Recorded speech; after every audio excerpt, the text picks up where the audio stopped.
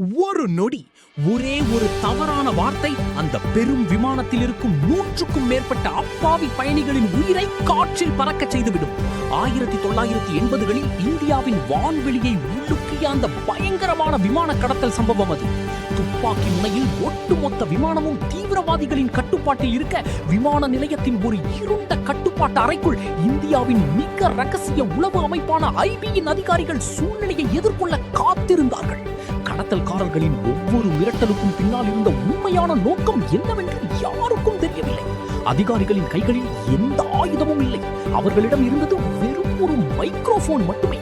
தீவிரவாதிகளின் கோபத்தை தூண்டாமல், அதே சமயம் அவர்களின் அடுத்த கட்ட நகர்வை முறியடிக்க, அந்த பனிப்புரிவான இரவில் வார்த்தைகளை வைத்து ஒரு சதுரங்க ஆட்டமே ஆடிக்கொண்டிருந்தார்கள் அதிகாரிகள்.